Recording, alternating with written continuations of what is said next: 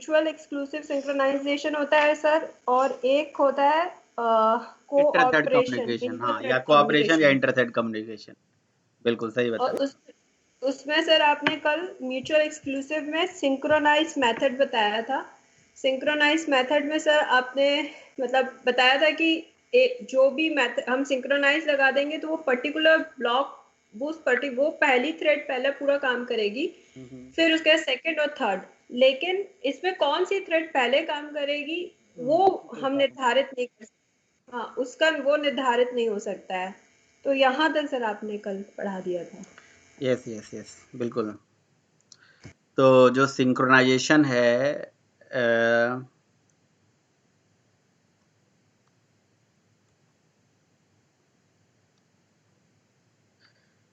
ये मेनली दो तरह से होता है। एक क्या बताया, म्यूचुअल एक्सक्लूजन, म्यूचुअल एक्सक्लूसिव, है ना। म्यूचुअल एक्सक्लूसिव और cooperation, inter thread communication.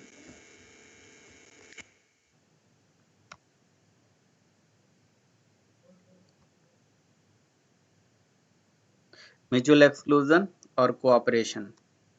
Yes sir. मेरा स्क्रीन दिख रहा है आप लोगों को?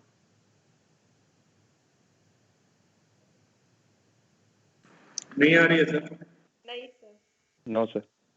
ओह, मैंने शेयर नहीं किया गया।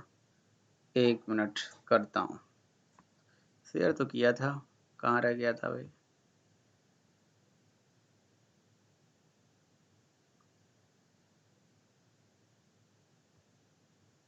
ठीक है, तो म्यूचुअल एक्सक्लूशन या कोऑपरेशन, ठीक है। कोऑपरेशन को ही एक दूसरा जो नाम दिया जाता है वो आईटीसी शॉर्ट फॉर्म में बोलते हैं, वैसे इसका फुल फॉर्म होता है इंटर-थ्रेड कम्युनिकेशन। अब ये जो म्यूचुअल एक्सक्लूजन होता है, इसमें जो सिंक्रोनाइजेशन होता है ये तीन तरह से अचीव होता है। एक होता है सिंक्रोनाइज्ड मेथड के थ्रू, है ना।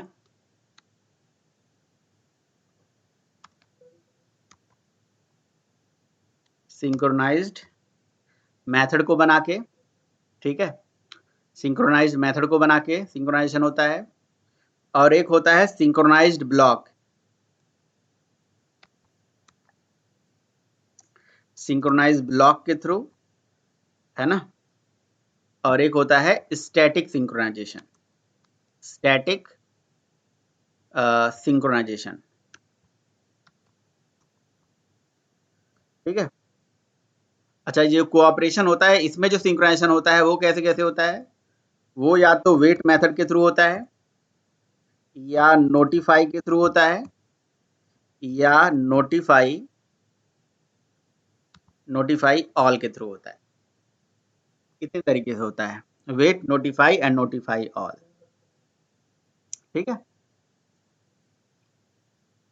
सिंक्रोनाइजेशन को मतलब अचीव करने के लिए ये अलग अलग तरीके होते हैं।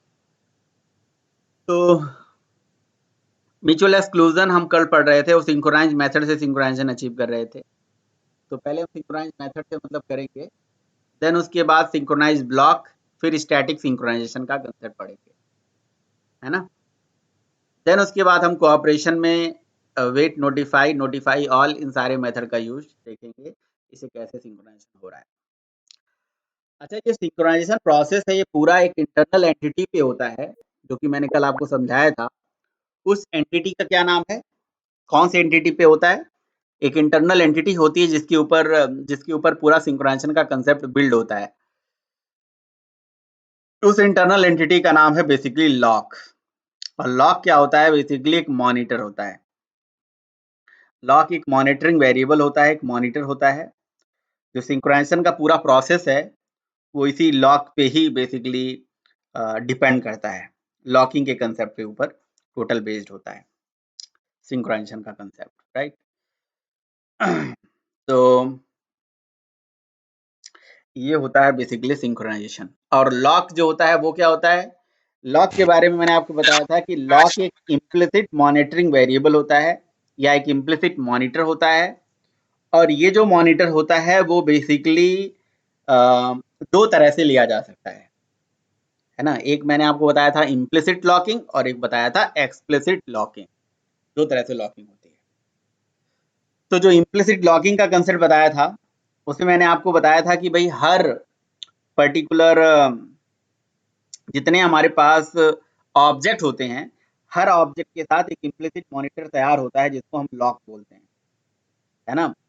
तो इम्प्लिसिट लॉकिंग जो होती है यानी कि आप लॉकिंग के भी कंसेप्ट को समझना आपके लिए बहुत जरूरी है।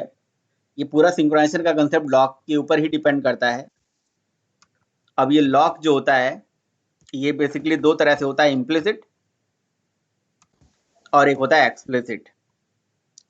सर आवाज नहीं आ रही आपकी। आवाज ही नहीं आ रही है सर आ रही है सर, आ रही है सर, आ रही है। क्या बात कर रहे आ रहा है हैं? करेक्ट। आवाज तो दिल्ली का खराब है एकदम बिल्कुल इस समय, समझ रहे हो ना। पहले बॉल पे ही विकेट गिर गया, बताओ। तो अब ये जो इम्प्लिसिट लॉकिंग होती है और एक्सप्लिसिट लॉकिंग होती है, इसमें क्या कहानी है। वैसे जावा के अंदर यूटिल एक पैकेज होता है, यूटिल के अंदर कॉन्करेंट एक पैकेज होता है, और कॉन्करेंट पैकेज के अंदर एक क्लास होती है जिसका नाम होता है री एंट्रेंट लॉक, है ना। फिर से सुनिएगा, एक पैकेज है जावा, उसके अंदर यूटिल, तो जावा के यूटिल यूटिल और यूटिल के अंदर बेसिकली क्लास होती है, कॉन्करेंट पैकेज होता है। उस कॉन्करेंट पैकेज के अंदर बेसिकली क्लास होती है जिसका नाम होता है री एंट्रेंट लॉक। तो जो री एंट्रेंट लॉक नाम की क्लास होती है, उस क्लास के पास मेथड बने हुए हैं कुछ, जिससे हम, ठीक है, थैंक यू भाई। तो उस क्लास के पास कुछ मेथड बने हुए हैं जिसके थ्रू हम क्या कर सकते हैं, हम फोर्सफुली लॉक ले सकते हैं। मतलब जहां हमें जरूरत पड़े वहीं पे भी हम लॉक एक्वायर करा सकते हैं। जावा के अंदर यूटिल, यूटिल के अंदर कॉन्करेंट, के अंदर री एंट्रेंट नाम की क्लास होती है। तो री एंट्रेंट क्लास से हम लॉक फोर्सफुली ला सकते हैं, ठीक है। लेकिन वो फोर्सफुली एक्सप्लिसिटली लॉकिंग का तरीका है जो कि आगे मैं आपको पढ़ाऊंगा, है ना। और इम्प्लिसिटली जो लॉक होता है वो बेसिकली डिपेंड करता है कहाँ कहाँ होता है। मतलब इम्प्लिसिट जो लॉकिंग होती है वो डिपेंड करता है कि कहाँ आप यूज करना चाहते हो। ऑब्जेक्ट पे भी होता है और क्लास पे भी होता है ना। तो दो तरह से ये इम्प्लिसिट लॉकिंग होती है, करंट ऑब्जेक्ट पे या करंट क्लास पे, मतलब क्लास पे या ऑब्जेक्ट पे, दो तरह से लिया जा सकता है। तो ऐसा कहा जाता है कि जितने भी जावा में क्लासेस होती हैं, हर क्लास के पास इम्प्लिसिट लॉक। अच्छा, लॉक के बारे में तो समझ में आ गया था ना आप लोगों को, लॉक क्या होता है। हाँ जी, लॉक के बारे में तो समझ में आ गया था ना आप लोगों को। बोलो भाई, लॉक क्या होता है, ये तो क्लियर है, क्या कंफ्यूजन है। सर जो आपने बताया था वही पता है सर। हाँ तो वही क्या मैंने बताया था, वो तो बताया था, क्या बताया था वो बताइए। हाँ सर आपने बताया था कि लोग, सर मेरी आवाज़ रिपीट हो रही है। अच्छा, आवाज नहीं रिपीट हो रही है, आप कुछ खा रही हो, सुनाई दे रहा है। हाँ सर। हाँ, सर आपने बताया था कि थ्रेड, वो लॉक जो है वो हर जैसे ही हम ऑब्जेक्ट क्रिएट करते हैं तो उसके साथ अपेंड हो जाता है। हम्म, एंड देन सर जैसे ही मतलब वो जो भी हमारी ऑब्जेक्ट की रिसोर्सेज या जितने भी फील्ड्स होती है ना सर, वहाँ पर वो सबसे पहले रन नहीं, होती लॉक हैं के अपना बारे में काम मैंने कर। ये नहीं बताया था, इतना सबर कहानी नहीं बताया था। लॉक के बारे में क्या बताया था भाई, कोई बताया मुझे। बाकी लोग भी बताएंगे या नहीं बताएंगे। सर मैं बोलूँगा सर, कहना हाँ इसे बोलिए। लॉक था एक इम्प्लिसिट मॉनिटरिंग वेरिएबल था यस। जो सिंक्रोनाइजेशन में हेल्प करता है सर। हाँ ठीक है, इतना काफी है कि मतलब लॉक एक इम्प्लिसिट मॉनिटरिंग वेरिएबल होता है। ये एक मॉनिटर होता है और जो कि हर ऑब्जेक्ट पे और हर क्लास के साथ मतलब एसोसिएटेड होता है। तो lock is the implicit monitoring variable या it is the implicit monitor which is associated with every classes and every objects, right. And this is mainly used in case of synchronization. The main purpose of this monitoring variable is to achieve the synchronization, right? Yes, perfect. तो sir तो आपने ये भी तो कहा था कि sir ये किसी को अलाउ नहीं करता, जब तक अपना काम खत्म नहीं कर लेता वो तब तो तक अब किसी और अब थ्रेड को आप अलाउ अब नहीं आप करेगा। नहीं ये लॉक का कंसेप्ट नहीं है, मतलब ये अब आगे, ये आप अब आगे देखिए, आगे जब आप सिंक्रोनाइजेशन पढ़ रहे हो तो उसके बारे में, लॉक के बारे में तो इतना ही कहानी काफी है जो अभी हमने डिस्कस किया। अब आगे ये बात आ जाती है कि जो हमने सिंक्रोनाइज मेथड से सिंक्रोनाइजेशन अचीव किया है ना, अभी सिंक्रोनाइज मेथड से सिंक्रोनाइजेशन अचीव किया हमने, और उसमें भी हमने इम्प्लिसिट लॉकिंग का यूज करा, है ना, और वो भी हमने किस पे लॉक यूज करा, ऑब्जेक्ट का लॉक यूज करा। तो वो कैसे कैसे करा उसके बारे में कहानी है। देखिए उसके बारे में कहानी क्या है, उसके बारे में कहानी ये है कि हमारे पास अगर ये मेथड सिंक्रोनाइज नहीं होता, नॉर्मल मेथड होता, और इस पर्टिकुलर मेथड को तीन अलग अलग क्लासेस, इस मेथड को तीन अलग अलग क्लासेस अलग अलग ऑब्जेक्ट पे मान लीजिए चला रहे हैं, है ना, या एक ही ऑब्जेक्ट पे मान लीजिए चला रहे हैं, तो होगा क्या कि भाई हर, मतलब देखो इस क्लास का एक ही ऑब्जेक्ट तैयार है, अगर आप टेबल क्लास का ऑब्जेक्ट देखिए तो हमने एक ही क्रिएट करा हुआ है यहाँ पे। तो अगर हमने एक ही क्लास का एक ऑब्जेक्ट बनाया है और वही ऑब्जेक्ट तीनों थ्रेड में शेयर कर दिया है, तो तीनों थ्रेड में एक ही लॉक है या अलग अलग लॉक है? तीनों थ्रेड का लॉक अलग अलग है या एक ही है, बताइए। एक ही है सर, एक ही एक है। ही एक ही है सर। सर, एक ही। क्या अभी इस लॉक की कोई चेकिंग वेकिंग होगी? क्या ये लॉक चेक होगा कि किसी थ्रेड पे है या नहीं, किसी मेथड पे है या नहीं, या कहीं पे भी कुछ चेकिंग होगी इसकी? No sir. बिल्कुल कुछ भी नहीं चेक होगा। ये लॉक की चेकिंग तभी होती है जब मेथड सिंक्रोनाइज्ड होता है ना, जब मेथड सिंक्रोनाइज होता है। तो जब मेथड सिंक्रोनाइज होता है तो सिंक्रोनाइज मेथड ये चेक करता है, समझ रहे हो, ये मेथड वो चेक करता है। जैसे ये मेथड कौन कॉल करेगा, ये मेथड कौन कॉल कर रहा है, who is responsible to call this method, this method actually,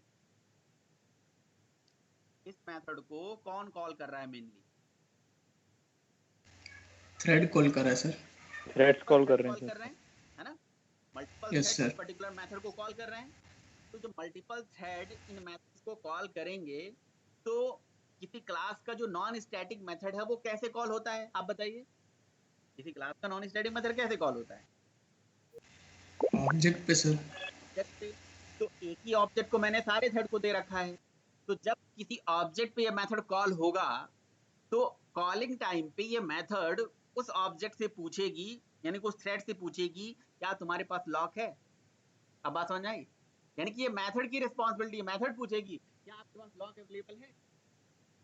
अगर लॉक अवेलेबल है तो भैया ठीक है, आप एक, अब फिर अगर लॉक अवेलेबल होता है तो एक थ्रेड जो होती है, जैसे ये मान लो इसमें से कौन सा थ्रेड शेड्यूल हुआ, मान लो पहली वाली थ्रेड शेड्यूल हुआ, उसने किस पे मेथड कॉल करा, एक ऑब्जेक्ट पे। जब इस थ्रेड ने इस लॉक को एक्वायर कर लिया और वो किसी सिंक्रोनाइज मेथड को यूज कर रहा है, तो उस मेथड को, यानी कि उस रिसोर्स को वो थ्रेड लॉक कर ले रहा है, मतलब वो उसने उसको क्या कर लिया, अंदर से दरवाजा बंद कर लिया, एक काइंड ऑफ ऐसा समझ लो, ठीक है। और वो उस लॉक को तब तक नहीं रिलीज करेगा, वो उस पर्टिकुलर लॉक को तब तक नहीं रिलीज करेगा जब तक उसका पर्टिकुलर काम कंप्लीट नहीं हो जाता, है ना, जो भी उसका टास्क है वो कंप्लीट नहीं हो जाता, है ना। तो बस ये सिंपल सी कहानी है। तो इसमें करा क्या गया, हमने एक सिंक्रोनाइज मेथड बनाया और उस सिंक्रोनाइज मेथड के अंदर, उस सिंक्रोनाइज मेथड के अंदर हमने कुछ लॉजिक लिख दिया और बहुत सारी थ्रेड इस मेथड को कॉल कर रही हैं। तो जो भी थ्रेड इस मेथड को कॉल करेगी तो सिंक्रोनाइज मेथड कहता है क्या आपके पास लॉक है, मतलब जब सिंक्रोनाइज मेथड को कोई थ्रेड कॉल करेगी तो सिंक्रोनाइज कीवर्ड में ऐसा लॉजिक लिखा है कि वो मतलब कहीं ना कहीं मॉनिटर को चेक करता है कि क्या मॉनिटर है या नहीं। तो यस, ऑब्जेक्ट पे कॉल हो रहा है तो मॉनिटर है। अब अगर एक ही मॉनिटर को तीनों थ्रेड यूज कर रही थी तो एक बार में जो मॉनिटर है एक टाइम पे ही एक्टिव हो सकता है, और वो मतलब जब एक्टिव है और वो काम कर रहा है तो इसका मतलब रिसोर्स उस टाइम पे लॉक है, यानी कि उस लॉक को ऑलरेडी एक थ्रेड ने एक्वायर करके रखा हुआ है। तो वो लॉक तब तक रिलीज नहीं करती है जब तक अपना काम कंप्लीट नहीं कर लेती है। जैसे उसने काम कंप्लीट करा, लॉक को रिलीज करा, बचे 2 थ्रेड। तो दोनों में से मौका तो किसी को भी मिल सकता है, मौका किसी को भी मिल सकता है, लेकिन जिसे भी मौका मिलेगा वो अगेन उस लॉक को यूज करके अपना ये पर्टिकुलर काम करेगा और काम कंप्लीट हो जाएगा, फिर दूसरा आएगा, फिर तीसरा आएगा, इस तरह से चलता है। तो जब मेथड सिंक्रोनाइज नहीं है तो कोई लॉक की चेकिंग नहीं, लेकिन जब कोई थ्रेड एक सिंक्रोनाइज मेथड को चलाने लगती है तो वो मेथड ये चेक करती है कि भैया ये जो पर्टिकुलर थ्रेड है क्या आपके पास लॉक है। तो भाई जाहिर सी बात है कोई मेथड या तो स्टैटिक होगा या तो नॉन स्टैटिक होगा। स्टैटिक होगा तो क्लास के नेम से चलेगा, उस पर क्लास का लॉक चेक होगा। नॉन स्टैटिक होगा ऑब्जेक्ट पे चलेगा तो ऑब्जेक्ट का लॉक चेक होगा। बस उस पर्टिकुलर लॉक का यहाँ पे यूज हो रहा है और यहाँ थ्रेड चल रही है प्रॉपर। कोई कंफ्यूजन, कोई दिक्कत भाई? ये सिंक्रोनाइज क्या है सर? कीवर्ड है क्या सर? क्लास सिंक्रोनाइज एक कीवर्ड है, बिल्कुल। सिंक्रोनाइज कीवर्ड से बेसिकली सिंक्रोनाइजेशन अचीव होता है। Synchronize is a keyword, yes. Synchronize एक कीवर्ड है। सर सिंक्रोनाइजेशन का जो एक्चुअल मतलब हमारा पर्पस होता है वो तो यही होता है ना सर कि हम मल्टीपल थ्रेड्स की एक्सेसिबिलिटी को सर कंट्रोल कर सकें, मतलब मैनर में चला सकें सर उनको, सीक्वेंशियल मैनर में मतलब चला सकें। यही मेन पर्पस है कि मल्टीपल थ्रेड सीक्वेंशियल मैनर में चले। तो सर ये जो लॉकिंग का प्रोसेस होता है इसमें, तो सर वो सिंक्रोनाइज्ड जैसे हम बना देते हैं तो सर वो मतलब थ्रेड के द्वारा नहीं तो हर ऑब्जेक्ट के साथ तो मॉनिटर होता ही ऑलरेडी, लेकिन आज तक अभी आपने चेक नहीं करा ना, क्या थ्रेड ने भी नहीं चेक करा थ्रेड? ये मतलब सिंक्रोनाइज के केस में ही उसके साथ अपेंड कर दिया जाता है ना लॉक। सिंक्रोनाइज्ड मेथड के केस में लॉक की चेकिंग होती है ना। और कोई भी थ्रेड किसी मेथड को कॉल करती है तो पूछी जाती है भैया क्या तुम्हारे पास लॉक है या नहीं, अगर है तो चला दो, नहीं है तो नहीं चलाओ, ऐसे ऐसे करके कुछ होता है।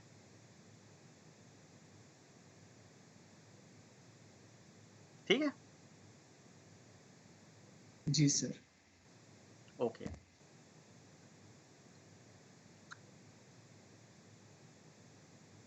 तो यहाँ पे कब समस्या आ सकता है आपके हिसाब से, कब प्रॉब्लम आ सकता है आप लोगों के हिसाब से? यहाँ कब समस्या आ सकती है, कब प्रॉब्लम आ सकती है? सर जब हम जब ऑब्जेक्ट जब ऑब्जेक्ट सर 2 प्रॉब्लम होती है ना। एक तो मेन जो हमारी प्रॉब्लम होती है इंटरफेरेंस की, वो तो तब आती है जब हमारे पास जो है हम लोग राइट करते हैं, लेकिन अगर यहाँ पे हमारे पास ऑब्जेक्ट एक ही है तो हम उस पर लॉक चेक कर रहे हैं। अगर अलग अलग ऑब्जेक्ट होंगे या हमारे थ्रेड्स अलग अलग पे काम कर रहे होंगे और हम लोगों को चाहिए होगा कि पहले एक चले फिर दूसरा चले, वहां पे इसमें दिक्कत आ सकती है। आप देखिए ना, इसे चला के मैं दिखाता हूँ, इसको रन करते हैं। अभी देखिए एकदम बढ़िया तरीके से चल रहा है, इसको रन करते हैं।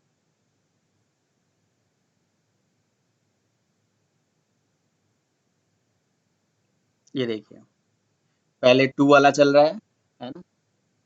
अब 2 वाला जो है ये पूरा काम अपना कंप्लीट कर लेगा तो फिर अगले को मौका मिलेगा। ये क्यों आ गया भाई?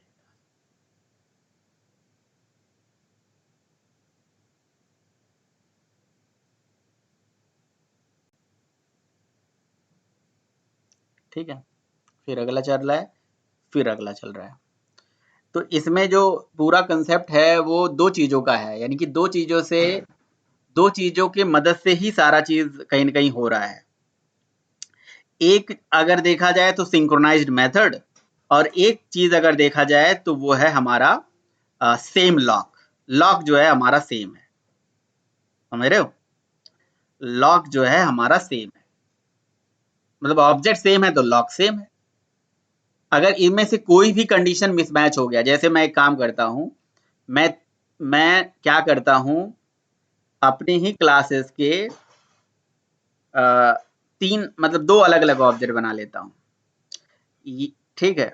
और इसमें एक थ्रेड एक्स्ट्रा कर लेता हूँ, मैं एक थ्रेड और बढ़ा ले रहा हूँ, मैं चौथी थ्रेड एक बना ले रहा हूँ, ठीक है? थ्रेड 4, एक थ्रेड 4 भी मैंने अलग से क्रिएट कर लिया। है ना। और इसमें मैं 6 या 7 का टेबल मान लो मुझे चाहिए, और मैंने क्या करा, चौथी वाली थ्रेड जो है उसका भी ऑब्जेक्ट क्रिएट कर लिया, T4 is equals to thread 4, ये हो गया हमारा 4, ठीक। और ये टेबल के दो ऑब्जेक्ट्स हो गए, एक हो गया टेबल 1 और एक हो गया टेबल 2। तो मैंने क्या करा, पहले और दूसरे वाले थ्रेड को टेबल 1 और टेबल 1 का ही ऑब्जेक्ट दे दिया, दूसरे और तीसरे थ्रेड को मैंने टेबल 2 का ऑब्जेक्ट दे दिया। ध्यान से देखिएगा मैंने क्या किया, और मैंने 2, 3 और 4 चारों थ्रेड स्टार्ट कर दिया, है ना। तो मैंने ओवरऑल करा क्या, करा ये कि एक टेबल का ऑब्जेक्ट दो थ्रेड को दे दिया, अगले टेबल का ऑब्जेक्ट इन दोनों थ्रेड को दे दिया। तो यहां पे आप क्या समझ रहे हो, एक टेबल का ऑब्जेक्ट जब दो थ्रेड को दे दिया तो इसका मतलब वो सेम ऑब्जेक्ट्स को यूज कर रहे हैं, इसका मतलब वो सेम ऑब्जेक्ट्स को यूज कर रहे हैं, सेम ऑब्जेक्ट्स को फॉलो कर रहे हैं। अगर वो सेम ऑब्जेक्ट्स को यूज कर रहे हैं तो इसका मतलब क्या हुआ भाई, सेम ऑब्जेक्ट को यूज कर रहे होंगे तो इसका क्या मतलब हुआ, बताएंगे आप लोग। अगर पहले वाले दूसरे वाले जो ऑब्जेक्ट हैं वो सेम ऑब्जेक्ट को यूज कर रहे हैं, इसका मतलब सेम लॉक को यूज कर रहे हैं, है कि नहीं। Yes sir. ओके।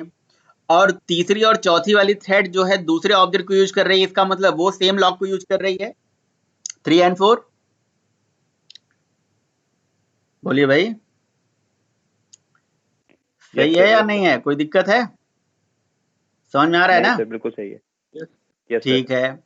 तो मुझे एक चीज बताइए, क्या थ्रेड 1 और थ्रेड 2 में, T1 और T2 में कभी इंटरफेरेंस हो सकता है, थ्रेड 1 और थ्रेड 2 में इंटरफेरेंस हो सकता है। नहीं हो सकता सर, उनका लॉक ही अलग है ना। थ्रेड 1 और थ्रेड 2 में लॉक सेम है, अलग नहीं है, वहाँ नहीं होगा ना सर। सर सेम ही नहीं उनका लॉक होगा को, सेम सर। है, मतलब इनके रिस्पेक्ट में अलग हो गया ना। मतलब मेरा क्वेश्चन ये है कि थ्रेड 1 और थ्रेड 2 में इंटरफेरेंस होगा या नहीं, बस इतना बताइए। नहीं होगा, नहीं होगा सर। क्योंकि एक ही ऑब्जेक्ट को यूज कर रहे हैं, एक ही लॉक को यूज कर रहे हैं, होगा सर। थ्रेड 1 और थ्रेड 2 एक ही लॉक को यूज कर रहे हैं, तो बिल्कुल इनके बीच में कभी भी इंटरफेरेंस इसलिए नहीं होगा क्योंकि वो एक ही ऑब्जेक्ट को यूज कर रहे हैं, इसका मतलब एक ही लॉक को यूज कर रहे हैं। और एक ऑब्जेक्ट का एक लॉक अगर वो यूज हो रहा है कहीं, समझ लो एक कमरे की दो चाबी है, एक कमरे की दो चाबी, दो डुप्लीकेट, मतलब एक कमरे की दो चाबी बना दी गई है और दोनों को दे दी गई है, लेकिन ये रिस्ट्रिक्शन लगा दिया भैया एक बार में एक ही जा सकता है, ऐसे समझ लीजिए एक बार में। तो इसका मतलब ठीक है, इनके बीच में कभी इंटरफेरेंस नहीं आएगा, एक बार में एक ही जा सकता है लेकिन इंटरफेरेंस नहीं होगा, समझ रहे हो ना, इंटरफेरेंस बिल्कुल नहीं होगा।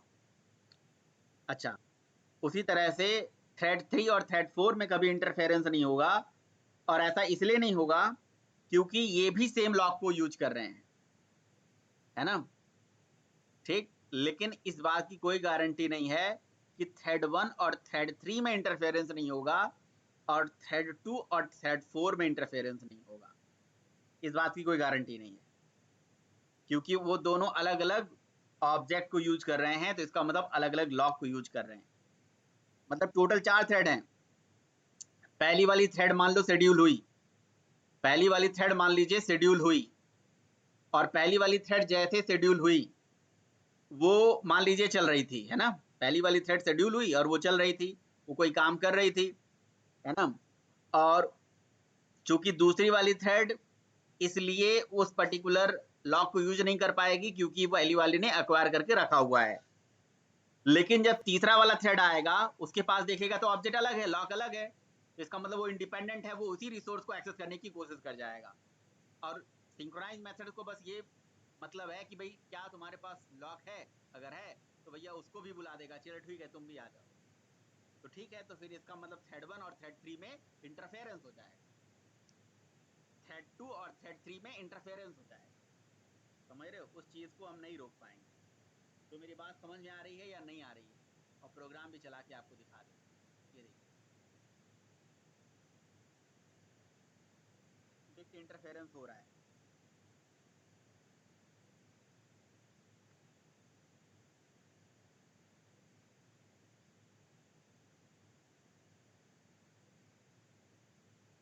बताइए भाई। प्रोग्राम तो इंटरफेरेंस से ही होगा, इधर उधर चलेगा, जिगजैग चलेगा, लेकिन आप ये बताइए समझ में आया कि नहीं आया बात? यस सर, आ गई। क्या बात समझ में आई बताइए। सर यहाँ पे जो हमारे पास टेबल 1 है और जो टेबल 2 है, ये हमारे पास दो ऑब्जेक्ट हैं अलग अलग। टेबल 1 थ्रेड 1 जो है और थ्रेड 2 जो है, उसके अंदर हमारा जो ऑब्जेक्ट जा रहा है वो टेबल 1 का ऑब्जेक्ट जा रहा है। मतलब कि वो दोनों के पास, फॉर अगर हम लोग एग्जांपल लें तो हमारे पास एक कमरा है, तो दोनों के पास एक ही चाबी लगेगी उसके अंदर, और दोनों को वो एक ही चाबी को शेयर करना है। अगर एक बंदा अंदर है तो वो चाबी जो है वो उसके पास रहेगी, दूसरा बंदा गेट को या दरवाजे को खोल नहीं सकता जब तक वो बाहर ना आए काम खत्म करके अपना। ये चीज वैसे ही और जो थ्रेड 3 और थ्रेड 4 है उनके पास अलग कमरा है और उनके पास भी सिमिलरली एक चाबी है और दोनों को शेयर करनी है। कहने का मतलब अगर एक आदमी अंदर है, थ्रेड 3 अंदर है, वो जब तक काम कंप्लीट नहीं करेगा तब तक थ्रेड 4 जो है अंदर नहीं जा सकता। ये हमारे पास पहले किसके बीच में इंटरफेरेंस नहीं होगा और किसके किसके बीच में हो जाएगा, ये बताइए। थ्रेड 1 और 2 के बीच में इंटरफेरेंस नहीं हो सकता, थ्रेड 3 और थ्रेड 4 के बीच में इंटरफेरेंस नहीं हो सकता, लेकिन थ्रेड 1 और थ्रेड 3 में इंटरफेरेंस हो सकता है, थ्रेड 2 और थ्रेड 4 में इंटरफेरेंस हो सकता है। मतलब जिनके ऑब्जेक्ट अलग अलग हैं वो उनके बीच में इंटरफेरेंस हो सकता है। जिनके ऑब्जेक्ट वहां पे मतलब जो सेम लॉक को यूज नहीं कर रहे हैं वहां पे ये हमारा इंटरफेरेंस जो है वो हो सकता है। क्योंकि अगर हमारे ऑब्जेक्ट अलग हैं तो हमारे लॉक अलग हो जाएंगे, और अगर लॉक अलग हो गए तो वो एक दूसरे के कमरे में जा सकते हैं, सिंपल सी भाषा में अगर हम बात करें। यस, परफेक्ट, सही बात।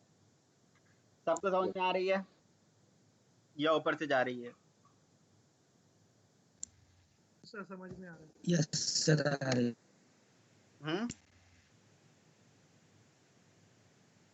समझ में आ रहा है।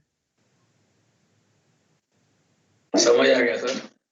तो ये जो सिंक्रोनाइज मेथड से हम सिंक्रोनाइजेशन अचीव कर रहे थे, तो इसमें ये कमी आ गई, ठीक है ना। तो इस कमी को कैसे सॉल्व करा जा सकता है? आप लोगों के पास कोई सोल्यूशन है इसका? लग रहा है इसका कोई सोल्यूशन?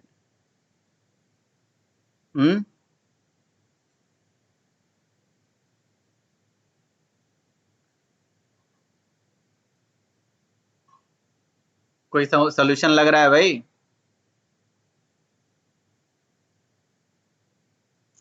कल वाला प्रोग्राम तो आप लोग को दे दिया था मैंने।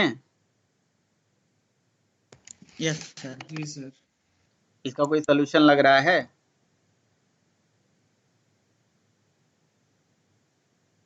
चलो मैं बताता हूँ इसका सोल्यूशन क्या है। इसका सोल्यूशन ये है कि मेथड को मैं बनाने जा रहा हूँ स्टैटिक। क्या बनाने जा रहा हूँ? स्टैटिक। और जब मैं मेथड को स्टैटिक बना दूंगा तो आपको पता है कि हम स्टैटिक मेथड को बिना ऑब्जेक्ट बनाए चला सकते हैं, राइट। तो अब हमें ऑब्जेक्ट बनाने की जरूरत ही नहीं है। ये जो ऑब्जेक्ट से ही सारा दिक्कत आ रही थी, तो ऑब्जेक्ट से मैं कॉल ही नहीं करूंगा मेथड को। अब सारा मेथड मैं क्लास के नेम से कॉल कर सकता हूं, क्योंकि मेथड हमारा स्टैटिक है, स्टैटिक मेथड है, तो हम क्लास के नेम से कॉल कर सकते हैं। तो जी हमने लिखा यहाँ पे, जैसे ये टेबल डॉट ऐसे लिखा हुआ था, हमने क्लास का नाम डॉट प्रिंट टेबल लिख दिया और यहाँ पे 2 पास कर दिया। क्लास के नेम से मैं कॉल कर रहा हूँ, ये क्लास के नेम से मैंने कॉल कर दिया। यहाँ पे भी मैं कमेंट कर देता हूँ और यहाँ पे भी क्लास के नेम से मैंने प्रिंट टेबल यहाँ पे 3 पास कर दिया, ठीक है।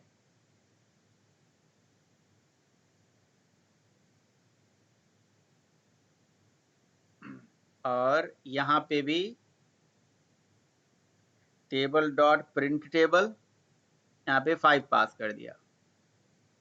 और यहाँ पे भी मैंने क्लास के नेम से कॉल कर ले रहा हूँ ना, ऑब्जेक्ट वाली लाइन को मैं कमेंट ही कर दे रहा हूँ। प्रिंट टेबल यहाँ पास कर दिया 7। ये लीजिए मैंने सब जगह क्लास के नेम से कॉल कर दिया जी, ठीक है। अब आप समझ रहे हो, मैंने क्लास के नेम से कॉल कर दिया और एक ही क्लास का नाम है, क्लास का नाम एक ही है ना, उसी क्लास के नेम से कॉल कर रहा हूँ। तो अब लॉक की चेकिंग कहाँ होगी? क्लास लेवल पे, क्योंकि लॉक जो है वो करंट ऑब्जेक्ट पे भी होता है और लॉक करंट क्लास पे भी होता है। क्लास के साथ भी लॉक होता है, ऑब्जेक्ट के साथ भी लॉक होता है, ये इम्प्लिसिट होता है, आपको दिखता नहीं है।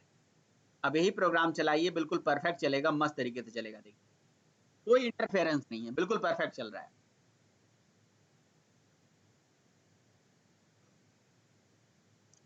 देखिए 2 4 6 8 चल रहा है बढ़िया, कोई इंटरफेरेंस नहीं है, किसी के बीच में कोई इंटरफेरेंस नहीं है। क्यों नहीं हुआ इंटरफेरेंस, बता सकते हैं आप लोग? ऐसा क्या हो गया भाई, ये इंटरफेरेंस नहीं है? अब कौन सा रिश्ता हो गया इनके बीच में? सर क्योंकि एक ही लॉक को यूज कर रहा है ना वो, क्लास बेस के। अब क्लास के नेम से कॉल कर दिया ना, तो क्लास ही के लॉक को यूज कर रहा है, बिल्कुल क्लास के लॉक को यूज कर रहा है। सही कह रहे हो आप, परफेक्ट। सर ये थोड़ा समझाएगा क्लास के लॉक को यूज करने से, क्या समझ में नहीं आया सर। बताओ भाई, कौन बताएगा? समझाओ भाई, प्रीतम समझाओ, अनिकेत समझाओ, कौन बताएगा? हेलो भाई। हाँ सरोज भाई। हाँ बताइए। जैसे कि हम ऑब्जेक्ट बना रहे थे ना भाई, तो मतलब अलग अलग ऑब्जेक्ट बना रहे थे हम, तो अलग अलग ऑब्जेक्ट पास कर रहे थे, तो ऑब्जेक्ट बेस पे लॉक था वो। तो भाई पहले ऑब्जेक्ट के लिए अलग था, दूसरे नहीं, पहले दूसरे ऑब्जेक्ट के लिए से यहाँ बनाए थे हम, ऑब्जेक्ट बनाए थे, पास किए थे, तो पहले दूसरे के लिए सेम था। वैसे दूसरे तीसरे के लिए दूसरा ऑब्जेक्ट बनाए थे, तो वो अलग था, उसका लॉक अलग था। इसमें भाई क्लास का नेम जो है, हर एक क्लास का नेम तो हर एक में सेम है। इसके लिए सब सब जो जो एक ही क्लास के नेम से कॉल करे ना सब मेथड को, जो एक मेथड जो स्टैटिक वो मेथड है जो, तो उसका लॉक जो है सेम है ना, एक ही क्लास से कॉल हो रहा है। अगर दो क्लास होता तो अलग अलग लॉक हो जाता, दूसरे क्लास से स्टैटिक बनाएंगे तो इसीलिए एक ही लॉक को यूज करा, तो इसीलिए मतलब कि सीक्वल मैनर में चल रहा है वो। अमरुज, एक ये रूल पता है तुमको कि जब भी ऑब्जेक्ट बनता है तो उसको एक अलग मेमोरी मिलती है? जी भाई पता है। हाँ, तो अलग मेमोरी मिलेगी तो उसका अलग लॉक मिलेगा, उसको अलग रेफरेंस रहेगा। अब मैं क्लास मैं एक एक ही है, एग्जांपल देता एक ही हूँ। क्लास है। हाँ। अब एक क्लास सर के साथ तो मैं एक ही लॉक एसोसिएटेड होता है ना। यहाँ पे सर देखो मैं सिंपल सा मतलब है, देखिए मैं आपको बताता हूँ, सिंपल सा मतलब है, जब कोई थ्रेड किसी मेथड को चला रही होती है तो वो देखा जाता है कि मेथड किस टाइप का है। अगर मेथड सिंक्रोनाइज और नॉन स्टैटिक है तो वहां लॉक की जो चेकिंग होती है वो करंट ऑब्जेक्ट पे होती है नहीं? सिंक्रोनाइज और नॉन स्टैटिक के केस में ऑब्जेक्ट पे लॉक चेकिंग होती है, यानी कि मेथड ऑब्जेक्ट पे लॉक चेक करता है। और अगर सिंक्रोनाइज और स्टैटिक मेथड है तो वो करंट क्लास पे चेक होता है। बस मतलब जिस क्लास के नेम पे चल रहा है उस क्लास पे लॉक की चेकिंग, बस यहाँ पे यही कहा। तो हमने एक ही क्लास के नेम को दोनों जगह मतलब चारों जगह यूज करा, चारों थ्रेड एक ही क्लास के नेम को यूज करते हैं, यानी कि चारों के पास एक ही उसी क्लास का सेम क्लास। सर ये तो क्लास लेवल पे बात हो गई ना, वो जो आपने पहले टेबल का ऑब्जेक्ट सबके लिए कॉमन रखा था, उस केस में भी सर यही फंक्शनैलिटी अचीव हो रही थी हम लोगों को, बट यहाँ पर आपने मेथड को स्टैटिक बना दिया वही काम अचीव करने के लिए ना सर। जो थ्रेड इंटरफेरेंस है उसको मैं रोक पाऊँ, ऑब्जेक्ट की बात ही ना आए, हम अलग अलग थ्रेड को क्लास के नाम से ही कॉल कर ले। हाँ सर ठीक है समझ में आ गया। जी सर ठीक है। तो मतलब जब मेथड कॉल होता है तो ये चेक करा जाता है कि मेथड किस टाइप का है। If method is synchronized and non static तो लॉक की चेकिंग कहाँ होती है? लॉक की चेकिंग कहाँ होती है? ऑब्जेक्ट पे सर, ऑब्जेक्ट पे। ऑब्जेक्ट पे होती है। और अगर मेथड सिंक्रोनाइज और स्टैटिक होती है तो लॉक की चेकिंग कहाँ होती है? क्लास लेवल पे। Class level. तो बस इस चीज को आप यहाँ पे इस तरह से प्रैक्टिस कर लीजिए। वही ये सिंक्रोनाइजेशन, और सिंक्रोनाइजेशन में भी हमने क्या अचीव करा? सिंक्रोनाइज मेथड के थ्रू सिंक्रोनाइजेशन अचीव करा और स्टैटिक सिंक्रोनाइजेशन। तो अभी जब मैंने आपको पढ़ाना स्टार्ट किया था तो उस टाइम पे मैंने आपको यहाँ पे बताया था कि भाई जो म्यूचुअल एक्सक्लूसिव होती है, म्यूचुअल एक्सक्लूजन होता है, इसमें दो तरह से होता है सिंक्रोनाइजेशन, सिंक्रोनाइज मेथड से, सिंक्रोनाइज ब्लॉक से, और एक स्टैटिक सिंक्रोनाइजेशन। तो ये दोनों तो हो गया। अब हम सिंक्रोनाइज ब्लॉक के थ्रू सिंक्रोनाइजेशन कैसे अचीव करते हैं उसके बारे में बात करते हैं। देखिए, जो सिंक्रोनाइज मेथड होता है ना, ये पूरा का पूरा मेथड ही हमें सिंक्रोनाइज करके दे देता है। Synchronize method is used to synchronize the whole method, but some time हमें ऐसी जरूरत पड़ती है कि हम किसी मेथड का कोई पोर्शन ऑफ सेक्शन, कोई छोटा सा पार्ट ही सिंक्रोनाइज करना चाहते हैं। जैसे एक मेथड में 100 लाइन लिखी गई है और 100 के 100 लाइन क्या हो जाएंगे, सिंक्रोनाइज्ड। समझ रहे हो? एक मेथड में 100 लाइन लिखी गई है, 100 के 100 लाइन क्या हो जाएंगे, सिंक्रोनाइज्ड, है ना। तो वो अब हमें क्या चाहिए कि उसमें से कुछ लाइन सिंक्रोनाइज्ड चाहिए और कुछ नहीं चाहिए। तो हम क्या कर सकते हैं भाई, जो सिंक्रोनाइज चाहिए उस वाले सेक्शन को सिंक्रोनाइज ब्लॉक के अंदर बना के डाल सकते हैं, है ना। तो इसके लिए कोई जरूरी नहीं कि मेथड का सिंक्रोनाइज होना जरूरी है, कोई जरूरी नहीं है। आप मेथड को सिंक्रोनाइज मत करो। सिंक्रोनाइज ब्लॉक कैसे बनता है वो मैं आपको बताता हूं। सिंक्रोनाइज ब्लॉक बनाने का बहुत ही सिंपल सा सिंटैक्स है। सिंक्रोनाइज लिखिए और जैसे लिखोगे तो यहाँ पे ब्लॉक लिखा जाएगा, एंटर मार दीजिए, ठीक है। तो इसके बीच में देखिए म्यूटेक्स मांग रहा है, वो म्यूटेक्स का मतलब कि लॉक मांग रहा है, मॉनिटर मांग रहा है कि भाई मॉनिटर कौन सा है ना। कौन सा मॉनिटर आपको देना है, ऑब्जेक्ट या क्लास, मतलब कोई ना कोई मॉनिटर आप यहाँ पे पहुंचाना है। आप ये आपके ऊपर डिपेंड करता है कि आप कौन सा मॉनिटर इसे देना चाहते हो, ठीक है। तो सपोज करो कि मैं किसी भी क्लास, कोई भी क्लास का नाम यहाँ पे दे देता हूँ तो उस क्लास का मॉनिटर हो जाएगा।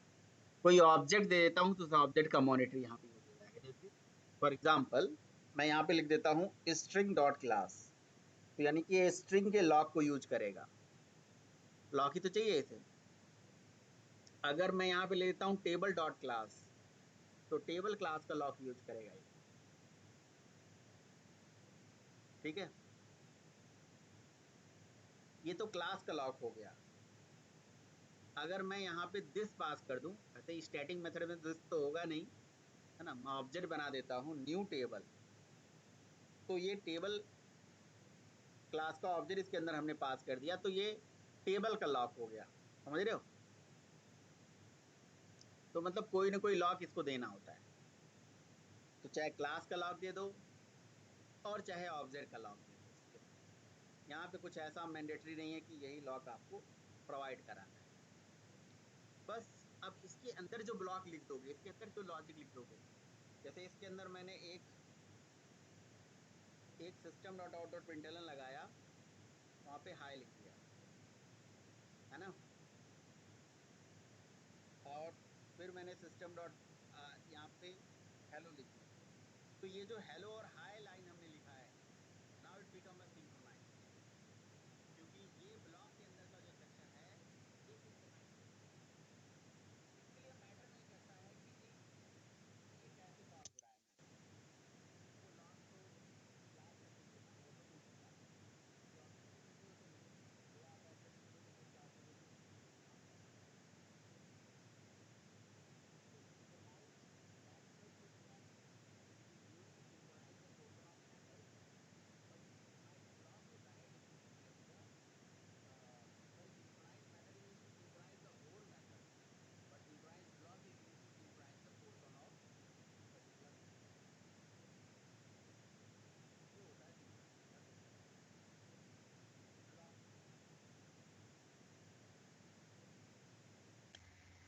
तो ये जो विजुअल एक्सक्लूसिव का कंसेप्ट था, विजुअल एक्सक्लूजन का कंसेप्ट था, इसमें हमने सिंक्रोनाइज मेथड से सिंक्रोनाइजेशन सीखा, स्टैटिक मेथड बना के सिंक्रोनाइजेशन सीखा, स्टैटिक सिंक्रोनाइजेशन बोल सकते हो आप। और तीसरा जो है वो हमारा था सिंक्रोनाइज ब्लॉक। सर ये वाला एक, सर एक्सप्लिसिट अप्रोच ये वाली है सर इसमें।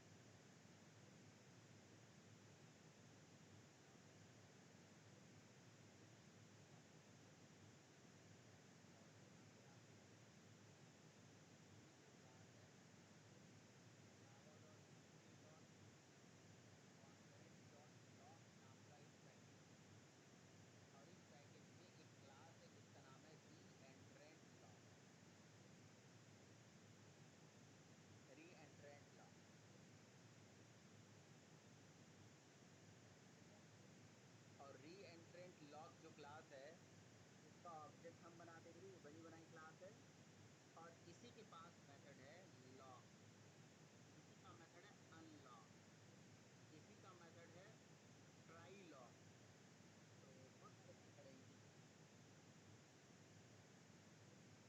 लॉक, अनलॉक, ट्राई लॉक, ये सब उसके बने बनाए मेथड है, काम चलाने के। ट्राई लॉक में ये होता है कि इसमें हम लॉक को ट्राई करते हैं, तो ट्राई लॉक जैसे मान लो कई बार हमारे पास लॉक नहीं दिख पा रहा है तो हम इसको ट्राई करते हैं, भाई हमें लॉक नहीं करना है तो देखिए इसके बाद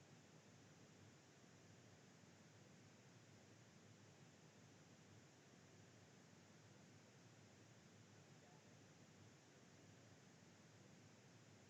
अचीवमेंट, एक एक क्लास बनाई गई है जिसका नाम है मॉर्निंग, और उसके अंदर मेथड बनाया गया है गुड मॉर्निंग, जिसमें 0 से लेके 5 तक का लूप चला दिया गया है। और इसमें मैं अभी लॉक और अनलॉक ये मान लो जानता ही नहीं हूँ, ठीक है, तो फिर और रीएंट्रेंट लॉक भी क्लास नहीं जानता हूँ मान लो, तो ये सिंपल सा प्रोग्राम है जिसमें लूप चलाया जा रहा है और कुछ नहीं है। एक चाइल्ड थ्रेड है, उसका मैंने 2 ऑब्जेक्ट क्रिएट किया होगा नीचे, और उसमें मैं मॉर्निंग का ऑब्जेक्ट बना के दोनों थ्रेड को दे दिया है ना, यानी कि वो कॉमन रिसोर्स हो गया, और 2 थ्रेड उसे स्टार्ट कर रहे हैं, कॉल कर रहे हैं, यानी कि गुड मॉर्निंग को 2 थ्रेड चला रहे हैं। यहाँ चूंकि एक ही थ्रेड के 2 इंस्टेंसेस बना दिए गए हैं, अलग अलग इंस्टेंस बनाओ या एक ही इंस्टेंस बना दो, तो इसके 2 इंस्टेंस बन गए हैं, 2 बार ये गुड मॉर्निंग चलेगा। तो गुड मॉर्निंग यानी कि 0 से लेके 5 टाइम तक पहली वाली थ्रेड के लिए चलेगा, और फिर 0 से लेके 5 टाइम तक दूसरे वाली थ्रेड के लिए चलेगा, ऐसे चलेगा ये। लेकिन लेकिन सपोज करो कि पहली वाली थ्रेड, अच्छा पहले इसे चला के दिखाता हूँ।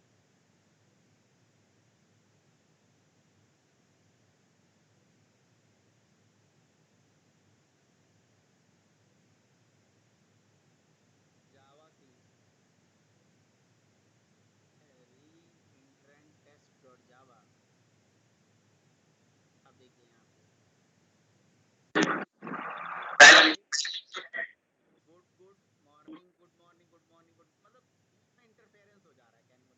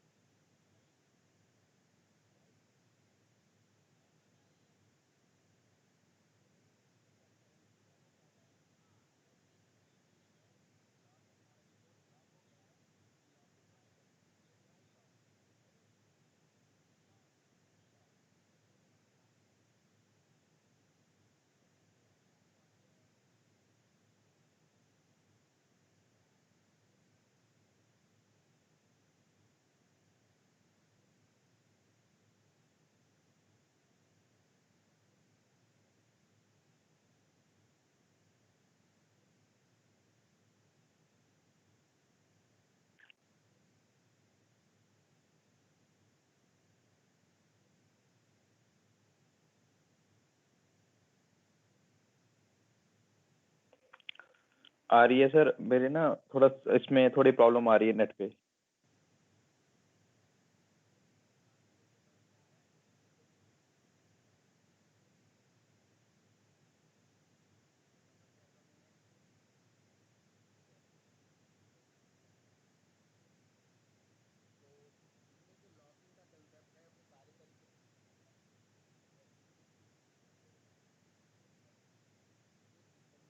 जो है सिंक्रोनाइज मेथड, सिंक्रोनाइज ब्लॉक और स्टैटिक सिंक्रोनाइजेशन, मतलब सारे तरीके से सिंक्रोनाइजेशन को अचीव करने का, है ना।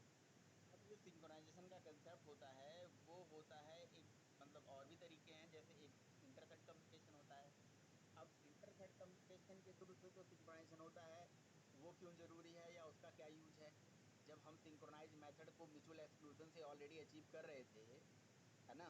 सिंक्रोनाइज मेथड, सिंक्रोनाइज ब्लॉक और ये सारे तरीके से सिंक्रोनाइजेशन हम ऑलरेडी अचीव कर रहे थे, तो फिर इंटरथ्रेड कम्युनिकेशन क्यों जरूरी है ना क्वेश्चन, कि what is the purpose of interthread communication. ठीक है, तो जरा जानते हैं। देखिए, अगर हमारे पास 3-4 थ्रेड हैं, तो और मैं चाहता हूं कि पहले यही वाली थ्रेड चले, फिर ये वाला थ्रेड चले, फिर ये वाला थ्रेड चले, फिर ये वाला थ्रेड चले, है ना। मतलब एक थ्रेड दूसरे थ्रेड से कम्युनिकेट हो। हम 4 लोग हैं, ठीक है, और 4 लोग एक साथ बोलना चाहते हैं, तो हम एक साथ तो बोल नहीं सकते, लेकिन मैंने अगर अपना काम कंप्लीट कर लिया तो मैंने कहा ठीक है आप बोलिए, फिर किसी और से बोला कि भाई आप बोलिए, फिर उन्होंने बोला कि ठीक है आप बोलिए, तो मतलब एक दूसरे से क्या कर रहे हैं, लोग कम्युनिकेट कर रहे हैं। ठीक है, तो अगर मान लो 4 थ्रेड है, पहली वाली थ्रेड ने अपना काम कंप्लीट कर लिया, अब मैं चाहता हूँ कि पहले वाले से सीधे हमें चौथे वाली थ्रेड को मौका मिल जाए। ठीक है, तो ये तो बाय डिफॉल्ट नहीं होता ना, ये, लेकिन ये इंटरथ्रेड कम्युनिकेशन के माध्यम से ऐसा हो सकता है। ठीक है, जिसमें हम वेट, नोटिफाई, नोटिफाई ऑल जो मेथड है, इसके माध्यम से हम ऐसा कर सकते हैं।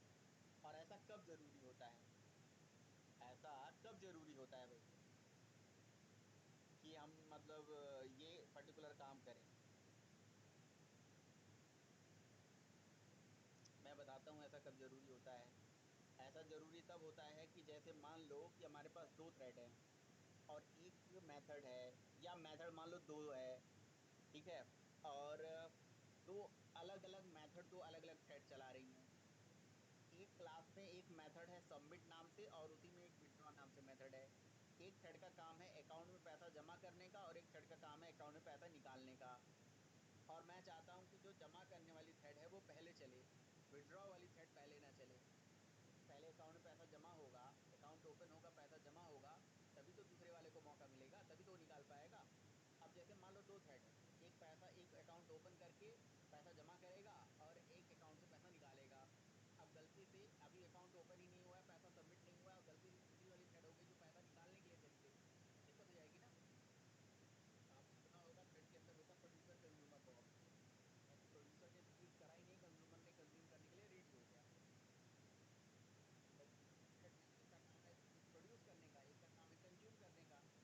तो प्रोड्यूसर ने प्रोड्यूस करा ही नहीं और कंज्यूमर कंज्यूम करने के लिए रेडी हो गया, समझ रहे हो ना, खाना बनाएंगे, खाने खाने के लिए रेडी हो गए, तो वही समस्या हो गई ना।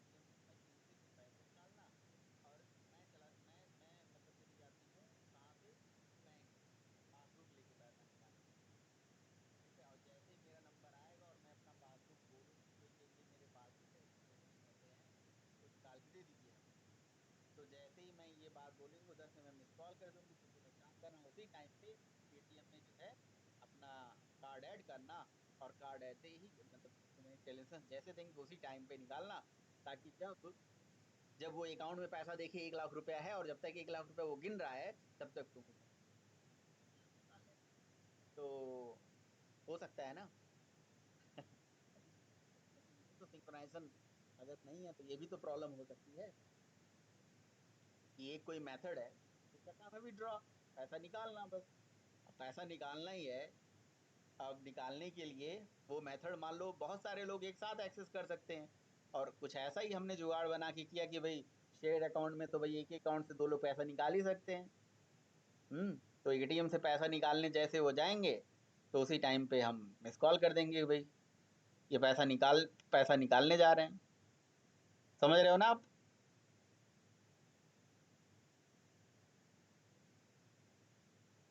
तो लेकिन देखो रियल वर्ल्ड में तो खैर ऐसा नहीं हो सकता, क्योंकि वो मेथड सिंक्रोनाइज होता है, वो रिसोर्स सिंक्रोनाइज होता है। जैसे ही एटीएम से मतलब जैसे ही बैंक अकाउंट ओपन करके वो अकाउंट से पैसा देखेगा और डेबिट करने जाएगा, उस टाइम पे आप मिस कॉल करोगे भी और वो निकालने जाएगा तो वो बता देगा सर्वर बिजी है अभी। वो तो कोई और थ्रेड उस मतलब लॉक को एक्वायर किया हुआ है, वो काम अपना कर रहा है। तो ये भी एक प्रॉब्लम हो सकती है ना अगर सिंक्रोनाइजेशन नहीं होता तो। सिंक्रोनाइजेशन नहीं होता तो बहुत सारी समस्या आ जाती भाई, मतलब वही उसका भी प्रॉब्लम आ जाता है जो आप समझ सकते हो, जहाँ पे पैसा हमारा कट गया, टिकट किसी और का बुक हो गया, जो कल भी मैंने आपको बताया। तो ये सारी चीज़ें ना हो इसके लिए सिंक्रोनाइजेशन। अच्छा आपको अगर पता हो तो मैंने स्ट्रिंग हैंडलिंग में आपको बताया था कि स्ट्रिंग क्लास होती है, स्ट्रिंग बफर क्लास होती है, स्ट्रिंग बिल्डर क्लास होती है। तो जो स्ट्रिंग बफर और स्ट्रिंग बिल्डर क्लास में उसमें थ्रेड से रिलेटेड ही कंसेप्ट है ना, याद आ रहा है? तो स्ट्रिंग जो बिल्डर क्लास होती है, स्ट्रिंग बफर क्लास होती है, वो सिंक्रोनाइज होती है। String buffer class, string builder class synchronize नहीं होती है। तो अब आपको सिंक्रोनाइज क्यों होती है और कैसे होती है उसका मतलब समझ में आ गया होगा, है ना। अब मुझे एक्स्ट्रा समझाने की जरूरत नहीं है, क्योंकि सिंक्रोनाइज मेथड के पीछे क्या लॉजिक है, क्या उसका फीचर है, क्या कहानी है, क्लियर है ना, समझ में आ रहा है ना? बताइए भाई।